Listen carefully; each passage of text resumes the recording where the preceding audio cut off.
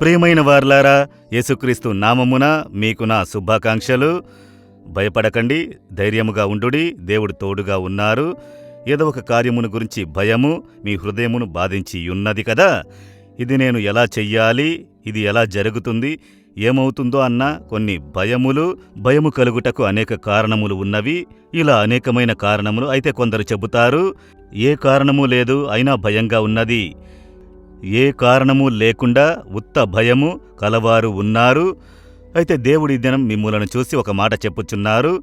వేదగ్రంథంలో మొదటి దినవృత్తాంతంలో 28వ అధ్యాయం 20వ వచనములో భయపడకుండుము వెరవకుండుము అని దేవుడు చెప్పుచున్నారు. దావీదు అనే ఒక రాజు తన కుమారుడైన సాలోమోను యవ్వనస్తుడు, చిన్న వయసు కలవాడు, గొప్ప బాధ్యతనిస్తున్నారు. దేశమును పరిపాలించు బాధ్యత, దేవుని కొరకు ఒక ఆలయమును కట్టే బాధ్యత మోయిచున్నాడు.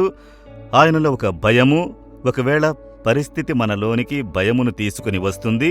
నేను దీన్ని చేయగలుగుతానా, నాకు అంత అనుభవం లేదే, నాకిప్పుడు చిన్న వయసే కదా, నాకు ఇవి అలవాటు లేదు, ఇంత గొప్ప ఆలయమును ఎలా కట్టగలను, అది అనుకున్న వెంటనే దేవునికి చెయ్యవలసిన గొప్ప కార్యము భయం కలుగుతుంది.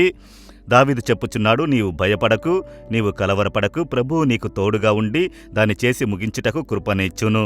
మిమ్ములను చూసి దేవుడు అదే చెప్పుచున్నాడు. నేను కూడా దేవుని సేవకు పిలిచినప్పుడు భయపడ్డాను. ఎలా నేను చెయ్యగలను, నేనెలా ఈ పరిచర్యను నెరవేర్చగలను అన్న భయము. దేవుడు ధైర్యపరిచినారు, భయపడకు, నేను తోడుగా ఉన్నానని చెప్పి. యేసు విడిపించిన పరిచర్య కొరకు దేవుడు గొప్ప దర్శనమును ఇచ్చారు. ఇప్పుడు నాలుమావడిలో చూస్తున్నారే, కట్టడములు, ఆత్మలు వచ్చుట, ప్రజలు వచ్చుట, మిషనరీలను పంపుట.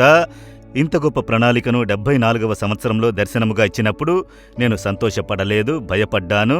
ఈ గ్రామంలో ఉండి ఇది ఎలా చెయ్యగలము, నాకు దానికైనా జ్ఞానము లేదు, అనుభవము లేదు, చదువు లేదు అని దేవుడు చెప్పారు. నీవు భయపడకు, నేను తోడయుండి నీవు ప్రార్థించగా నేనన్నిటినీ చేసి ముగించెదను అని. అలా ఈ దినం దేవుడు ఇప్పుడు చేస్తున్నారు కదా. ఆ దేవుడే ఇప్పుడు చెబుతున్నారు, నా కుమారుడా భయపడకు, నా కుమార్తె భయపడకు, బాధ్యతను తీసుకో, ఆ కార్యమును చెయ్యి, నేను నీకు తోడుగా ఉండి చేసి ముగించెదను అని వాక్కునిస్తున్నారు.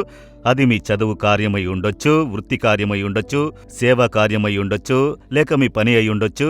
ఏదో ఒక రెస్పాన్సిబిలిటీ. మీరు బాధ్యతను తీసుకొనుడి, ప్రభు జయంతో నడిపించును.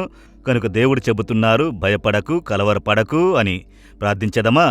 దేవా, ఈ కుమార్తె, ఈ కుమారుడు కొరకు ప్రార్థన చేస్తున్నాను. ఏదో ఒక భయం, ఏదో ఒక కలవరము ఈ కుమారుడు, ఈ కుమార్తె హృదయంలో ఉన్నది. యేసు నామములో అది తొలగిపోవునుగాక. అది చేసి ముగించుటకు బలము, కృప, ధైర్యము ఇచ్చి నడిపించుడి. యేసు నామములో ప్రార్థిస్తున్నాను తండ్రి. Amen, amen. Jesus redeems Telugu YouTube ఛానల్ను సబ్స్క్రైబ్ చేయండి. సబ్స్క్రైబ్ బటన్ను క్లిక్ చేయండి మరియు బెల్ బటన్ను నొక్కండి. ప్రతిరోజు కార్యక్రమ సమాచారం పొందండి.